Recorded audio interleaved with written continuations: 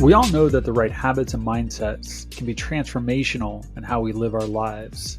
But among the sea of advice online, it can be challenging to know who to trust with these important life decisions. At The Standard, we answer those questions and introduce you to some of the most successful people in the world in their fields and the habits and the mindsets they've used to achieve their success. To learn more about our social platform, head on over to www.thestandardapp.com. And now, your host, myself, Chris Pallatroni.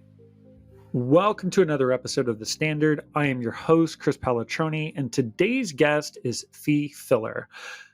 Fee is one of my favorites. Just a little bit of context. Fee was the very first person that contributed any of his habits and mindset videos to The Standard back in 2021, even before my wife. And so he was the very first profile we built. I've used him in our beta testing. I got introduced to Fee through a good friend, Jay Choi. Jay, thank you very much. And he's just an incredible human being. He's very, very humble. He is incredibly wise. Sometimes I think he has a very simple approach to life, but if you sort of peel the layers back, there's such profound wisdom and knowledge in there. And so it was a great pleasure to finally have him on the podcast and to learn a little bit more about him. This is a CPA turned physique model in the fitness industry, won a couple championships, traveled the world, really found what he wanted to do for his life, his calling, if you will, and decided to quit the corporate ladder as a CPA and to go all in into fitness and coach and help other people become the best version of themselves. He moved from Vietnam back into the US recently and is going to be releasing a fitness app in the next couple of months where he can sort of share all of his wisdom on how to help you become the best version of yourself. In this particular episode, we talk a lot about habits. As someone who coaches people as a profession, he was able to share some insights as to the challenges he sees some of his clients have.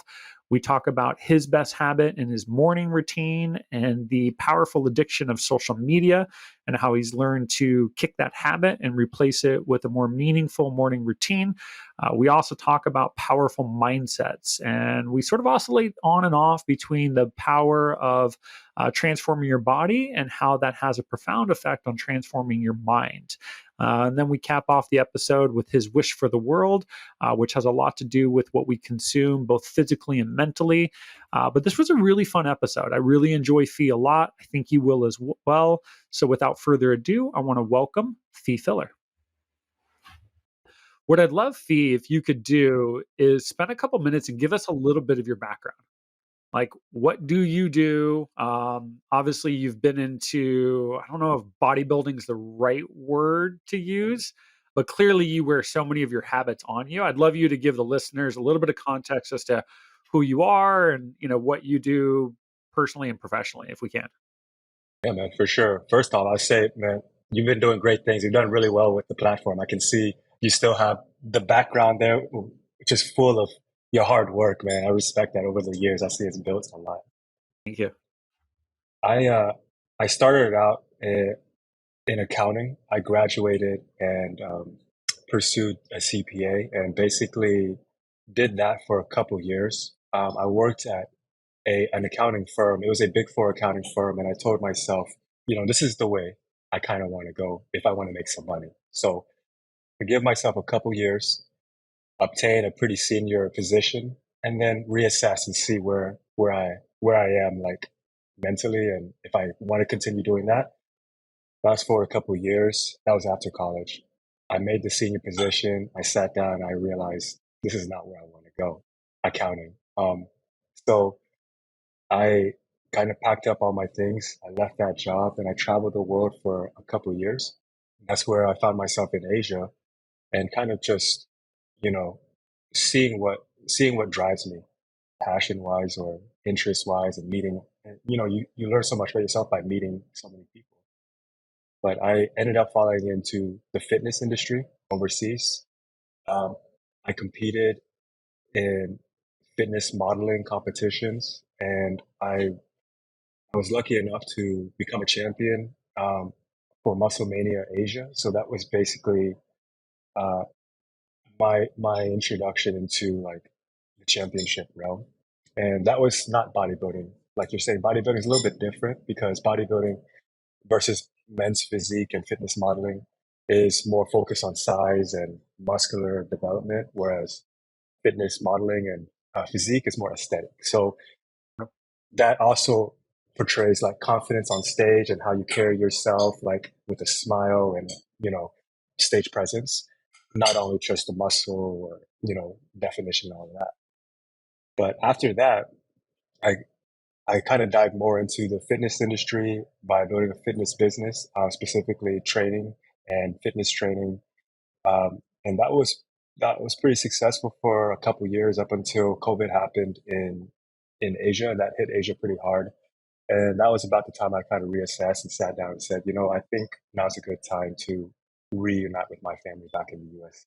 So here I am back in the US and close to my family and pretty happy and still on the fitness route. Hopefully, hopefully, by the end of this year, I'll have something like a fitness app launching. Hopefully by the end of this year, or if not, beginning of next year. And that's where I'm at right now. Awesome. Are you doing any coaching right now, either online or in person in the US? Yes, I am both online and Okay. in person. Yeah. So the fitness app is online, 100%. And that's where I'm trying to get Okay. is be able to kind of scale online and be able to help others who are around the world. Because a lot of people that I've met online are not in the US. They're, you know, in Asia, Europe, South America. So I think this is a great avenue for me to take if I just want to put all of my knowledge and all of my habits and everything I learned that helped me into this platform, this fitness app, and share it with everybody else around the world. Oh, that's exciting. That's exciting. Well, let me ask Yeah. you this: like, what was it about the fitness industry that you fell in love with? I mean, you have a I want to say a traditional background because I think anything can be somewhat traditional. But you went down the CPA road. You found you climbed the corporate ladder. You recognized that wasn't for you. You started taking care of your body, and I think even as a fitness model, you're pushing the boundaries on what's possible, and now you want to help other people. What was it about the fitness industry you fell in love with? The happiness that I felt by being able to achieve these fitness goals. So, like as a CPA, or as you know, basically any desk job, you're kind of a sedentary lifestyle. So, personally, I felt like I reached a pretty dark stage in my physical life and also mental because I didn't I didn't feel happy with myself physically or mentally. So that affected in turn happiness and fulfillment. And I'm sure many people felt the same way or feels the same way in the same position.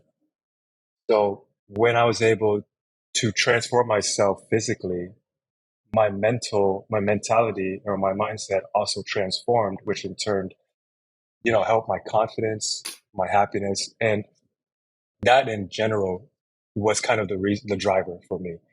Like, I think I'm a lot happier and I present myself in the best way I can by being able to have these good habits or, you know, being able to have these good conversations, like inner conversation with myself, because I'm able to focus on being the best version of myself. So that's something I also want to share with a lot of people who are kind of struggling with that because it's not just about looking good in front of the mirror, but it's also about how you portray yourself mentally and when you're in front of other people when you talk with other people your confidence is changed, you know, you're even to a point where your spirituality is affected because you feel this much better about yourself. Yeah, I remember a famous Kobe Bryant quote. I think it's Kobe, and it's confidence comes from preparation. And Yeah, I don't think you always have to get there through physical, but look, at the end of the day, and I say this a lot, is humans for the most part are reliant on visual cues. I mean, our most dominant sense we have of all of our senses is visual. And so how what you see in the world, and especially how you see yourself, plays huge impacts as to your confidence level, what you're willing to take on, how I hate to say yeah, risky, but what you're willing to do in your life. And so I'm right there with you. I take really good care of myself as much as I can physically, because the last thing I need in all the things that I do, whether it's my relationship with my wife or my kids or my companies. It's like I don't want to be looking in the mirror and feel a sense of inadequacy or any other more negative emotion. Like I want sort of that part of my life, like to your point, have the confidence like I got that in check, and maybe by doing that really well, it brings over a fair amount of confidence to your business and to the risk that you're willing to take, whether you're willing to move or maybe a relationship. So I think it's such a good way for people to gain confidence is through any sort of physical improvements that they can make on themselves. What has been one of the most surprising things you've learned about coaching? Because from what I take from what you said, I mean, you've been what coaching people for maybe 3 or 4 years now, somewhere in that range. Yeah, casually, I was coaching casually in college. Yeah. Yeah, for quite a number of years. I guess the most surprising thing is h- how many different facets of your life that can be affected by just training.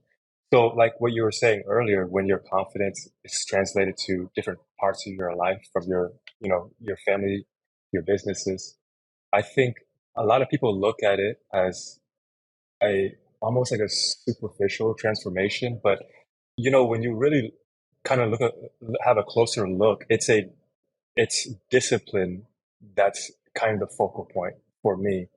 Personally, I think when you have discipline in training, you're able to mold your mind a certain way where you can have discipline in other facets of your life. And I believe discipline leads to happiness. It will free you because your habits are aligned, your vision is clearer.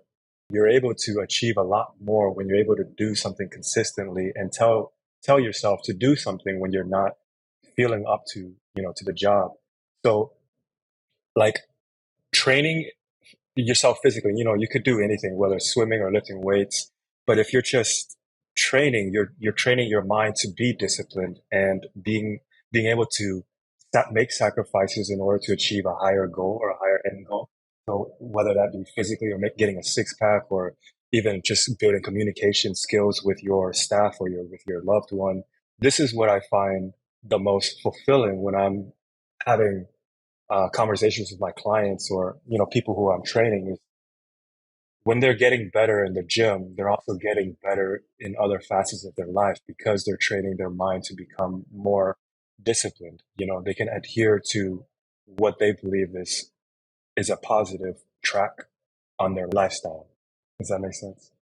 Oh, it totally does. I got a quote on my wall that says self-discipline equals self-love. Yeah, When you have the ability to pick a goal, whatever that goal may be for you, right? And you have the discipline day in and day out, week after week, month after month to stay committed to that.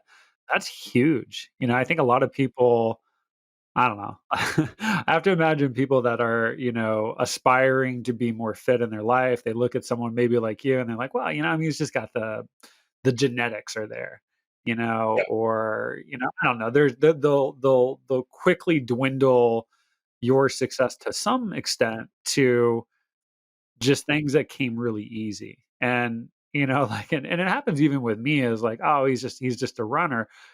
Dude, I run 4 days a week. And, you'll even say this, like, you don't always want to go to the gym and work out. I mean, I'd say probably half the yeah, time I actually want to do the activity or half the time I want to eat the healthy meal. Like, but the discipline to forego things that may be more fun to do or funner foods or things that are less healthy and to stay focused on, hey, I said I'm going to go to the gym today. I said I'm going to go for a run. I said I'm going to do this amount of sets. Like yeah, that's a lot of work. And yeah, and I'm sure, I mean, for you, it probably took years for you to get to the place where you were at when you were winning I believe you won a couple of titles, right? In the fitness. yeah, Did I got that right? yeah.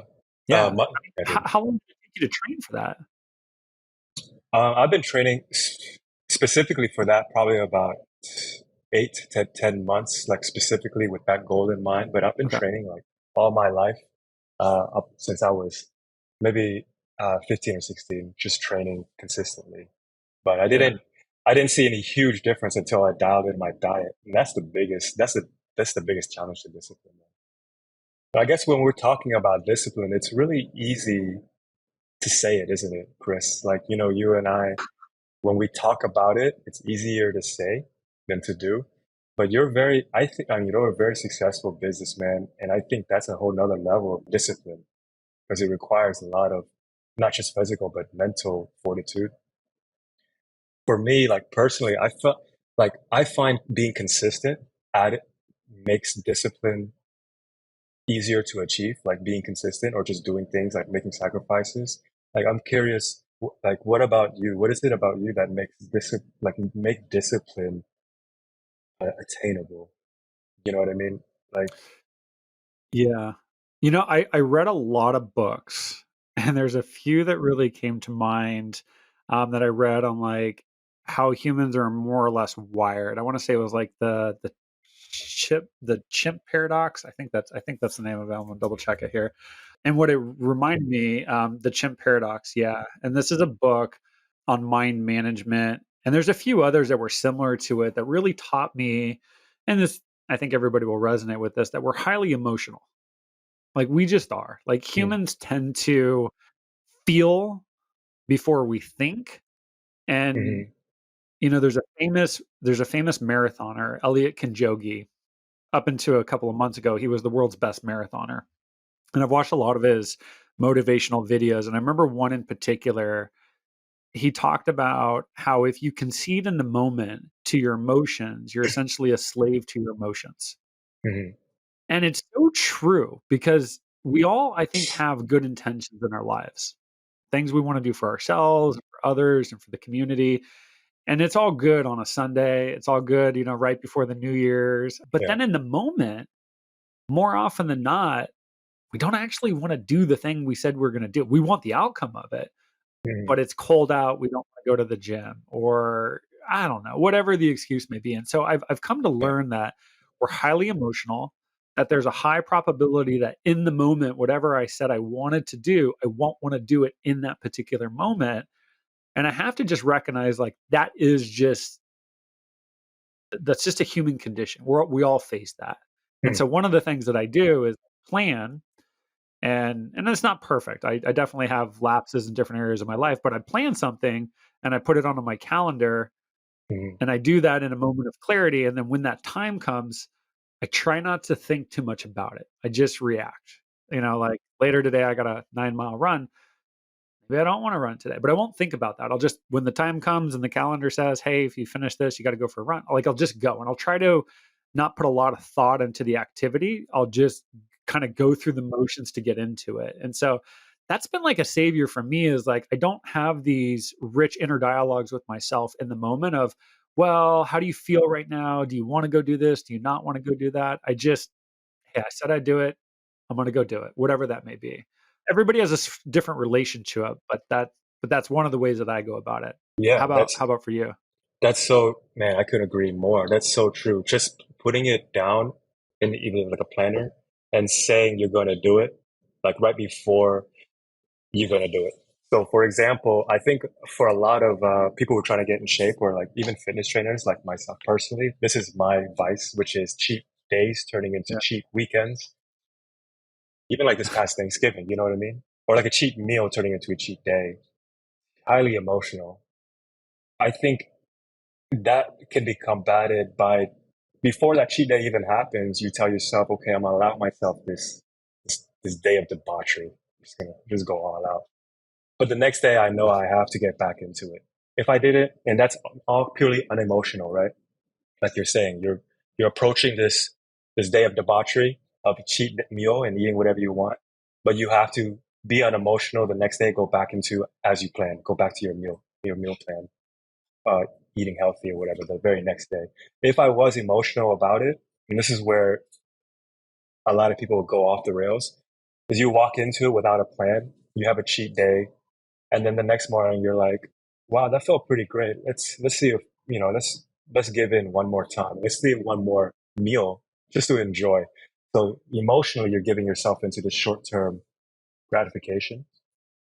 And then that's where it starts. Because you didn't make I didn't make a promise. I mean, I didn't follow up with my own promise to myself, which is I'm gonna go back on track. And that's where, and you're so right, that's where the emotions play such a significant role, is because if you're unemotional about it, then you can stay disciplined. go back to your plan as original. You know, making that promise to yourself before and sticking to that promise. Otherwise, if you just break that promise, what kind of man am I? I mean, just completely lost control of his emotions, giving into short-term gratification. But yeah, planning. Yeah, I Yeah. guess planning is the key to success. Yeah, and there's so much wrapped up. I mean, I've talked to so many people of like have self-compassion and try not to be too judgmental. I mean, look, we all have these lapses. I think the thing that I try to remind people of is create a plan for yourself, even if it's not perfect, right? Go out as Yeah, far as you can go. If you're a day-to-day person, that's totally fine. If you can look at a week, a month, a quarter, so be it. But you have to recognize like I think there's like sort of two stages. It's sort of like identity change is really built into two ways. It's determining the type of person you want to be, and then it's taking small actions towards that person. Like, I mean, it's as simple as that. There's obviously a lot that's rolled into it. So if you want to eat healthier or feel healthier or look healthier, whatever that may be for you, if that's what we're focused on, then just create a plan that doesn't feel overwhelming. And as you know this, I mean, you're teaching people like nutrition. I mean, for some people, it's just cut out the sugary sodas. For other yeah, people, it's like, okay, more vegetables and healthy, protein. Everybody's sort of on a different path. But the point yeah, is you have to have a plan, and then you have to recognize, at least the way I think about it, is like in the moment of the execution of your plan, there's a high probability you may not feel as gung ho as you were when you built the plan. And yeah, that's inevitable. But then that's true for everybody. World class athletes, like there's rarely a person, I don't even think I've met one, that always wants to do the workout, always wants to do the thing that they would do. yeah, And so in my mind, you just got to recognize like that is part of the process. Is you're going to sort of have like the manager you versus like the kicking and screaming child you, yeah, and you've got to just recognize like like you have to reconcile the fact that in the moment you may not be thinking as clearly as you were when you were making yeah, the plan in the first place. yeah. I told you I was in a. uh, I think everybody was in this stage where they had their own dark side. They had the darkest period. I think everybody's had that period in their life, and I've been through that. And I know how it feels to be just like half of fee. Physically out of shape, mentally down. yeah. And I remind myself in those times of like, whether I stick to the plan or I just go off the rails, do I want to be like that? I remind myself, I guess, in the back of my mind, because I know who I was and what I can become if I don't stay disciplined. Do you ever have those conversations with yourself in that moment of truth? Every day I have those, like it's Yeah, so interesting too, because like there'll be times where I'd say from like a physical, I don't know, I'll break them up from a physical perspective. I've gotten more disciplined over the years. Like, I like the concept of as I get older, I just turned 43, like, I'm gonna get in better and better shape. So I take it yes. more and more seriously, and I feel like I'm making fairly strides. But when it comes to like business, there's just ebbs and flows. Mm, Sometimes I'm like, grind it out, wake up at 3:30, build, build, build. I can conquer hmm. the world. And then there's other moments I'm like, what am I doing? Like, Yeah, how is this ever gonna work? And it's yeah, and it's and it's tough. And so I don't know. The thing I'm trying to learn, and this is like probably going to be like I've brought it up a number of times on this podcast, is just enjoy the journey. Do the best yeah, job I can in the day. And some days, hey, dude, I'm crushing it. Every box is getting checked off. I feel superhuman. And then there's other days like I don't exactly feel like that. I'm sleeping in more. I'm skipping some of the things I know I should be doing. And I always try to ask myself why.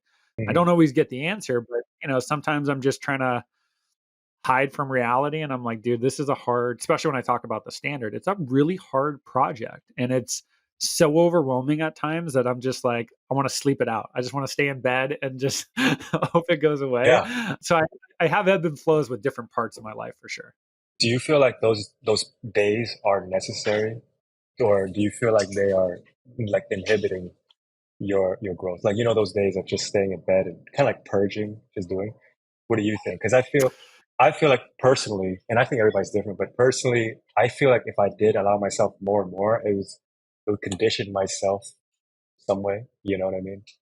Like if I allow those things. Yeah. When I But do these podcasts, I'm typically, at least for this season, interviewing experts in different arenas of nutrition and fitness and habits and whatnot. And I always find it so fascinating what they share, and I really do take it Yeah. to heart. And I remember a number of episodes. Freya Mortensen was really early on, and she would talk about leaning into intuition. And it's come up a number of times with different people where they're like, you listen to your body, maybe. And it's hard, right? Because if I say I'm going to go do something, my inclination is to execute regardless of how I feel. But then there is a balance of, and this as lifting weights and whatnot. Like there's some days like it might actually be bad for you to go do what you said you're going to do. But how do you Mm, reconcile the I said I would do it, but maybe I should lean into my intuition today? Like, are you mm, are you are you copping out of that, or are you actually listening to? So I struggle with that a lot. But very specifically to your question, I do believe we all have seasons. So very much mm. like nature, there's a time for more rest than not. And maybe the season isn't a typical fall, spring, summer type scenario. I do believe maybe for some people, you might be able to go hard for 2 to 3 years and it's really healthy. And then you actually need to take a year, not off maybe, but maybe just step back a little bit and focus on different things. And I don't think that's bad. I think you've just got to like have some compassion and hopefully some honest dialogue with at least yourself Yeah. to recognize like, why am I doing this? But there's a famous Buddhist quote, every path is the right path. And so I Mm, try not to like over index on God, I'm just not pushing as hard from a business perspective this year. I just recognize there's probably a reason why I can't do that. And rather than try to swim upstream and like really make yeah. it work, maybe I do need to contract a little bit and focus my energy somewhere else. That's so interesting, man. There's this thing in physical, like in the fitness world, that's called deload week.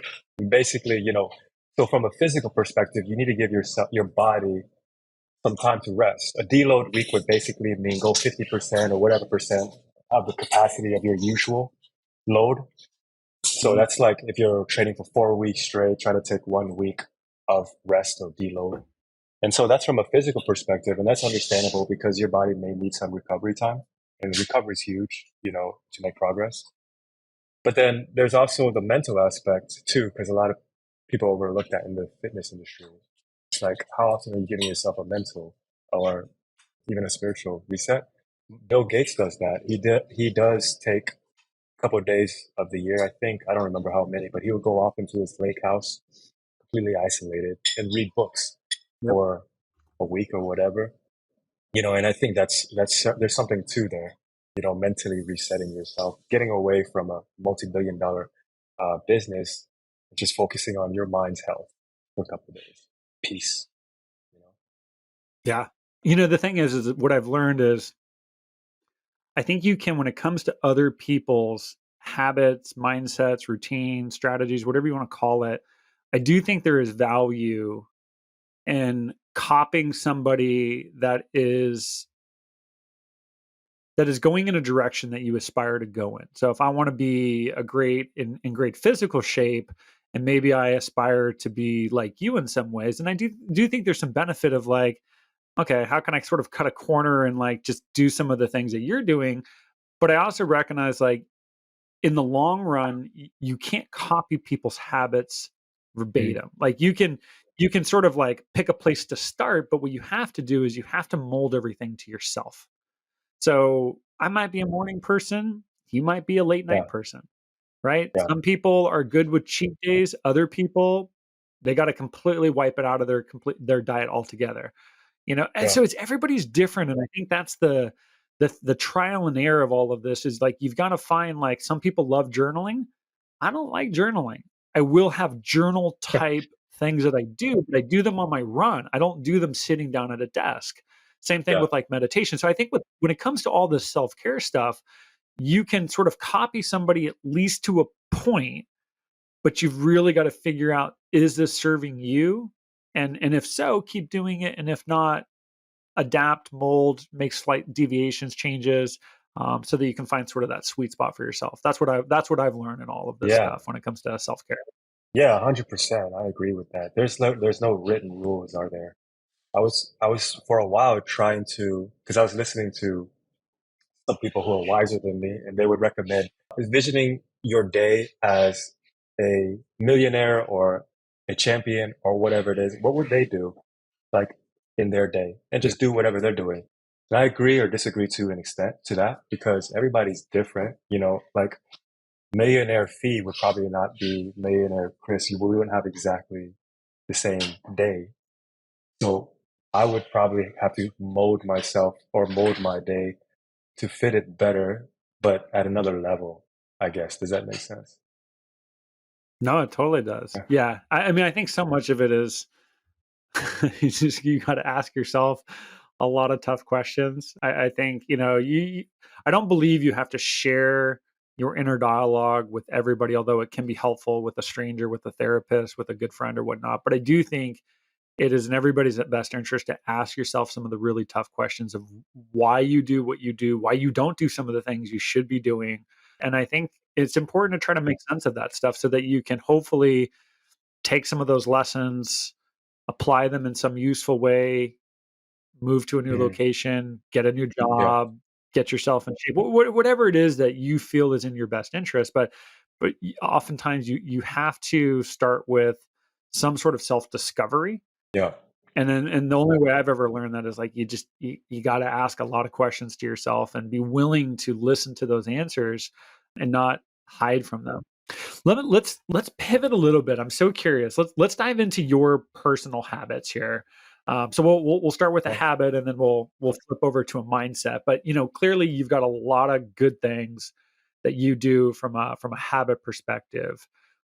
What is the one right now that you feel is serving you the most? What's your best habit?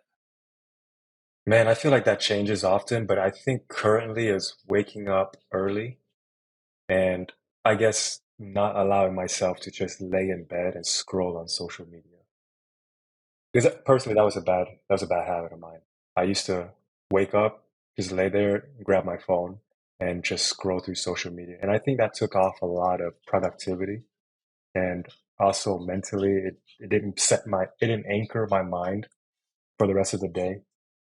So nowadays, I think it's really helped me by as soon as I open my eyes, I allow myself to shake off the cobwebs a little bit. But I think it's very important. I make it a point to just jump out of bed and start whatever it is. So when I start my morning routine, get some water, stretch out, think a little bit about the rest of the day. So anchoring my day is wrapped around how I start the day.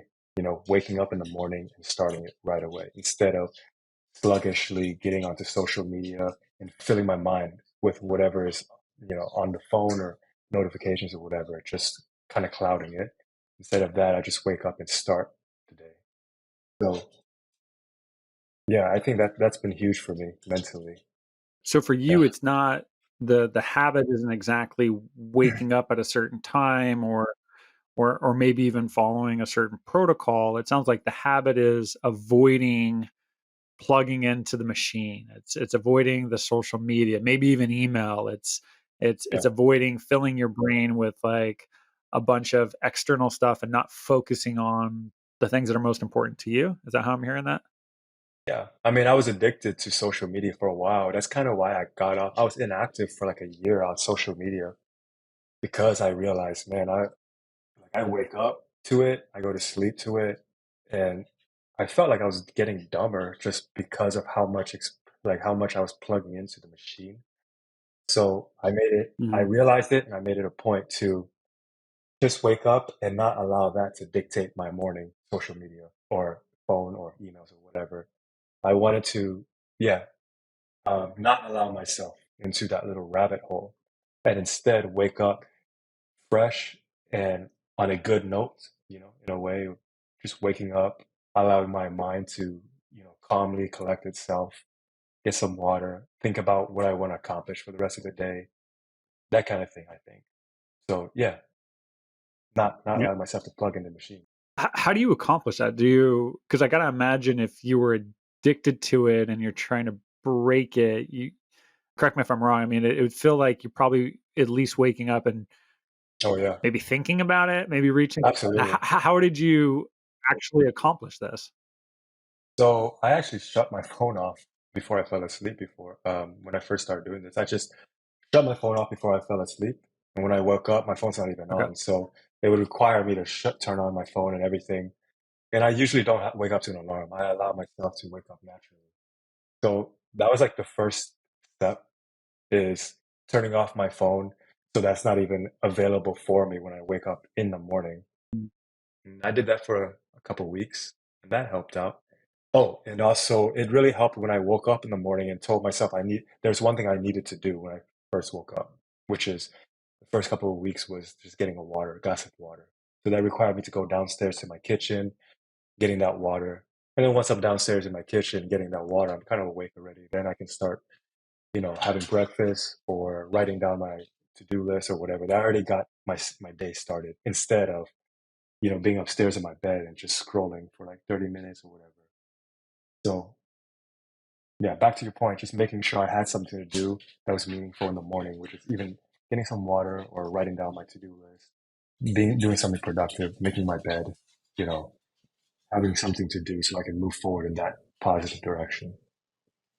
When you were waking up and going right to your phone, I know you said you used the word like you felt dumber, but like elaborate a little bit on that. Like, what was this doing to you? Was it making you depressed? Like, was it like giving you anxiety? Like, cause I mean, and the reason I asked this is like, I mean, let's be honest. Like, if you're listening to this podcast, you probably are doing this. Like, I mean, it's just like it is social Yeah. media is so pervasive. Like, I mean, I watch my wife sometimes is like she's like reading news and not always social media, but like sometimes reading the news, which I mean, it could be just as bad. And it's almost like you're filling your brain with like bad stuff right before you're trying to hit your sanctuary and get good Yeah. sleep. So I'm curious, like, other than feeling dumber, what other effects was tapping into social media or anything else on your phone doing to you that caused you to say, hey, this is a problem? I think relying on it for like a serotonin boost or, you know, I think there's something there with Instagram and likes and validation. If you get those likes and follows or whatever, there's that serotonin boost. You feel good about it. So I guess in part to that addiction, it wasn't a serious addiction, maybe, but I felt pretty bad about it, was always seeking that validation and the likes and the comments or the follows and relying on it. So I wouldn't say and when I didn't get those, then I would feel like, a little unfulfilled. I wasn't necessarily depressed, but I felt like it did play a role in how my mood was. And it didn't feel good Mhm. starting off the morning that way.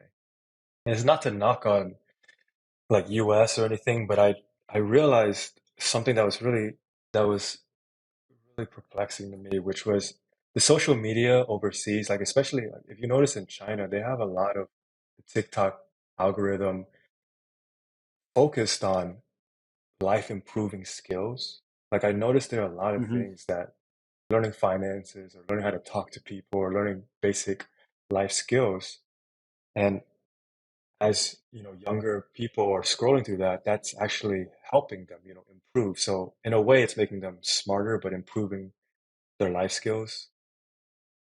What do we have here? I feel like when I came here, I saw a lot of social media was, I mean, not to knock on it, but it's just a lot of just stupid dances and trends and things that are not exactly beneficial for our future, like kids' futures. So I think there's something to that, where I mean, it's like a whole nother conversation, but I think it's like overall the whole system, like the social media system, and it's kind of just, how do you attack a society? It's by bringing down the youth and the men and, Yeah. everybody in general. So I don't know. I don't know. There's just something to that. So that kind of had a part to why I try to pivot away from that, you know? Makes total sense. So I'll share a little story here, and I don't think this is good by any stretch, but it's honest. So, Yeah. our kids don't have social media. They don't even have phones, but, you know, they you can sense the addiction already. So we'll, at the very end of our day, which is not a good time to be doing it, but we do it anyways. Like, my wife will, I don't know, do 10, 15 minutes of TikToks with them. And the TikToks on her feed are like animals and like food and stuff like that. So somewhat benign. But there was one last night that we saw, and it was somebody cleaning something. Like we'll just call him like a guru cleaner, and he took like this makeup compact this woman had that looked like, I don't know, it was in a dumpster, completely disgusting. And it was a video, and there was a two-part video, and it was him cleaning this thing in such a satisfying way. I mean, just so detailed. I mean, like this shit looked brand new when it was all done.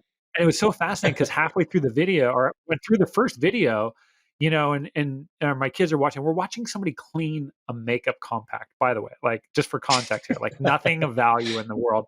And then we're Yeah, watching it, and it's like it cuts off halfway through. And my wife and I'm like, no, no, no, you got to find the second one. Like this is uncompleted. Like there clearly is another one to this. And so she went in yeah, and she found the second one, and we watched him. I mean, this guy like just did like an amazing job, better than brand new.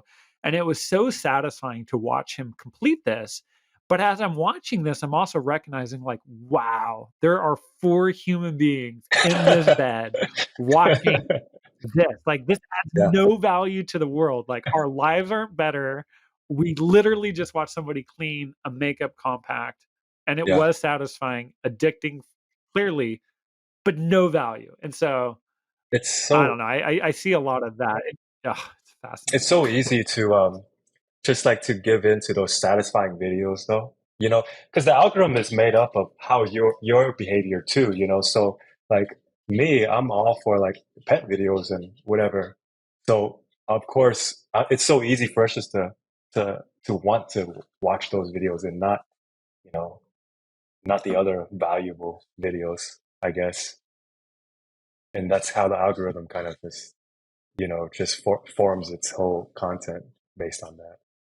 Let me ask you one more question on the habit. So you've removed this grabbing your phone's powered off, you automatically get up naturally, you grab this cup of water, and I don't think you said this is something consistently done, but you mentioned in a few different ways that you then either plan your day or start to list out priorities that you have for that day. So you're Yeah. attempting to, at least, I don't know if this is done every day, but you're attempting to bring some clarity as to like what's important to you. Talk about that. Is that a is that also a part of every day, or is that done sometimes? Like where does the scheduling of your priorities come in, and how consistent is that for you?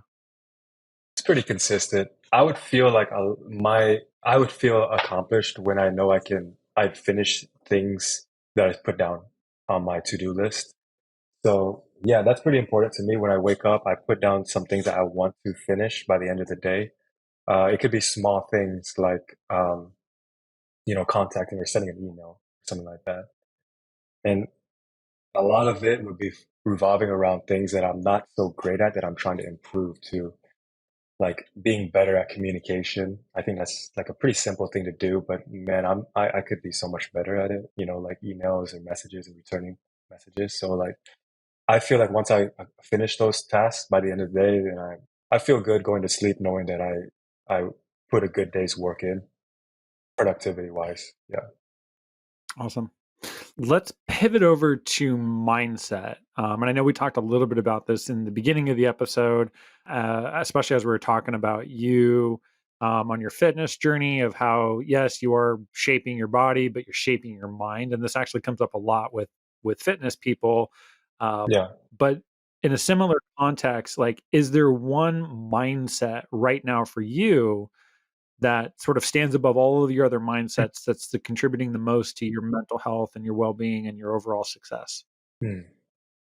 Yeah, I think it's changed over the years. In the past, it used to be a mindset of looking my best, right? Like looking and being the most energetic, the best version of myself physically. Now, my mindset is being the best because I'm thinking about my future. So I want to think about the people I'm providing for and being being able to support my loved ones. And how do I accomplish that? By being the best version of myself, and all of these things will fall into place. So my mindset is right now not just an individual goal. It's more, how am I able to be the best provider for those who are closest to me? And that really ramped things up for me when I transitioned, when I shifted from like the individual mindset to like my circle mindset, that I can be this central person for my life now. Because in 10 years, I want to be able to say that I did all of these things for to make these people's lives better, because they've been so good to me. I want to be even better to them. And yeah, I cannot be, I hate to say it, but I can't be as selfish anymore. Now that I'm a little bit older, I have these people that I have to take care of. So yeah, I don't know if that answers your question, but No, kind of no, where no, I'm no, at. no. Let me ask a few in there. Like, so where can you give me an example of something like where does this show up in your day? Like Mm, where would this mindset come into play in a given day, be it, today, yesterday, the day before, where you're thinking about this and then what typically comes after that? Like is there a typical action or yeah, yeah, like how does this show up in your daily life? I think so. One of my goals is to have my mom and my dad retired and have their own, just I want to buy them their own property. So financially, that's where it plays in. I need to make sure that I'm staying, I need to adhere to my goals to achieve that. And as far as like a daily task, making sure that I do all these things that like those small steps to make sure that's obtained, like um, following up with emails or strategizing like closing on sales and making sure that I'm progressing in my business. You know, so like small like tasks throughout the day that kind of builds up to achieving that goal. So clearly there's a money side of it, at least the way you've Yeah. described trying to help your parents out. But I have to imagine like there's also like even going back to the very beginning of where we started this podcast is by you taking care of yourself, you look better, you feel better, you have Hmm. more confidence. That obviously has a trickle effect in other elements of your life. Clearly, you're in the fitness industry, but that also may give you more confidence in the business endeavors that you do. Oh yeah. So, is it safe to assume like this mindset also allows you to stay focused on taking the best care of yourself so that you feel the best, so that you perform the best in your business, so that you give yourself that opportunity to make that type of money that you're looking for to support your parents? Like, am I like connecting the dots the way that you're seeing them as well? Yeah, absolutely. I think in the past I was pretty disciplined to the extent of making myself and my fitness uh, the best it can be. But then I would just stop there. Then as I grew older, I realized those things trickled down into other areas of my life where that discipline in my fitness and making myself more confident, carry myself.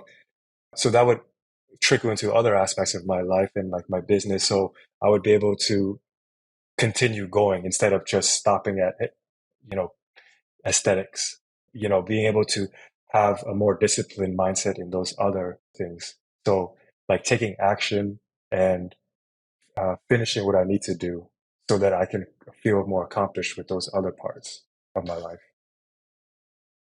Yeah, that makes a lot of sense.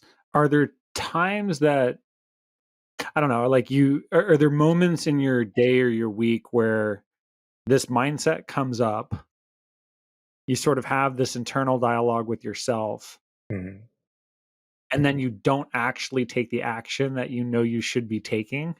Oh yeah, all the Like, time, does that all the time. like walk me through that? Like how do you reconcile the fact that like I have this mindset, I know I should be doing something for this greater reason, Mhm. and then you don't do it? Like what's that process like for you?